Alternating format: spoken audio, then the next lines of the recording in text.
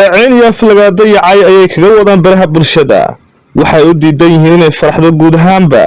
hooyadan shaygeedu bilo ka hor uu dhintay kuna dhintay magaalada London hodan online ayaa dad badan oo hinteedu qalbiga dhaqaajisay haddaba maxay hooyadan caruurta agoonta haysata ay nolosha ugu ciqaabayaan haddaba maxay yihiin kudladan isu bahaystay inay dilaan oo ay burburiyaan farxadeeda maxay tahay dacaayadaha ay ka faafinayaan ilaa iyo hadda ay ku wadaan barnaamijka ayaynu ku daaqaadaynaa anagoo hayna hodan online oo ka waramaysa silciya rafaadka ay soo martay tan iyo markii uu geeriyay odageedu hayeeshee daawada intaynan barnaamijka u gudagelin haddaad channelkan ku cusub tahayna subscribe saa asxaabtaada la wadaag soo dhawaada barnaamijka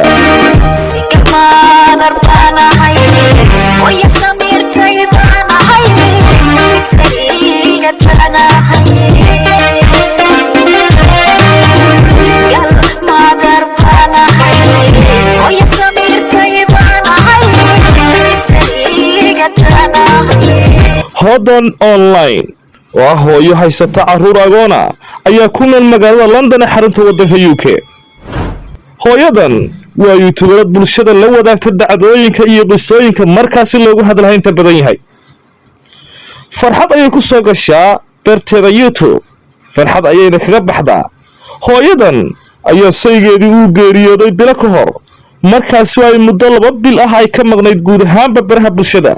iyadoo markaasi qaaday asayda muddo kadib ayay sheegtay inay dhigtay asaydii oo ay ku soo laabatay baraha bulshada balse dad wax magarataa ayaa ka faafiyay dhaleecayn iyo dacaayado raqiisa hooyadan haysata caruurta agoonta hodan online geeridaasi ay ku reebtay xanuun badan ayaa go'aansatay inay ka tagto ay ka hajirto guud ahaanba London waxayna aaday family-geedii iyo qoyskeedii oo markaasi ku nool magaalada Hargeysa ee caasimadda Somaliland si ay uga nasato ugana bogsato geeridii qalbi jabkii ka soo gaaray dhimashada saygeeda haddaba hooyadan lagu magacaabo hodan online oo ilmada ceshan weyday ayaa dhammaan bulshada Soomaalida ay aad ula murugoodeen kadib markii ay ka sheekaysay dhibkii ay soo martay daawade marka daawato codka waraysigaasi laga qaaday hooyadan haysata caruurta agoonta hodan online qalbiga ayaa ku dhaqaaqaya qalbiga ayaad ka habaaraysaa kuwa dhaleecaynta iyo aflagaadada ku wada hooyadani fadlan codkan markaad dhegaysato fadlan u ducee in Ilaahay nolosheeda farxad iyo reerayn ugu dhameeyo haddaba daawada aan idin kala baxo hodan online iyo rafaadka ay soo martay iyadoo ka waramaysa fadlan haddii aad calool jeexsan tahay muuqaalkan habdaawan ama aad leedahay uur baqay inaan waasho ilmahayga layga qaato naftaan u baqay wallahi inaan baqay saasaanu orday waa fikir waxaan inteed farxad ka heli karta waalidkaaga u tag naf baa ii geysay hooyooyinka inaan u tago wax kale igama ahayn guriga inaan ku waashaa ka baqay wallahi waa runtaa aniga idaarsanayo maanta oo mataqaana waxaas aan kala istaaga lahayn fiiri waa qof wala asxaabta dhammaantiin waa mahadsantihiin laakiin waxaa kaliya aan idin dhahaya caaw dardaaran iga ah siiba gabdhaha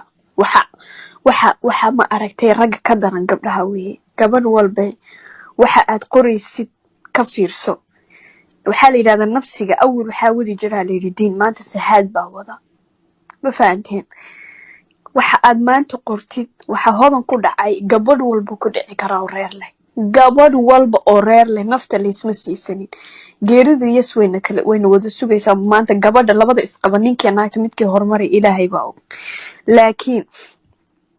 Ilaahay wuxuu yarxamu man fil ardi yarhamukum man fis samaa Ilaahay wuxuu idinka isku naxariista ana idin naxariisanayo ana nacab inaan ooyo social media ka dhex ooyo marxuumkuna uu iga la dardaarmay inta aan saliga ku ooyo Ilaahay baa xisaabtiisa la because Ilaahay baa maanta ii keenay qadartan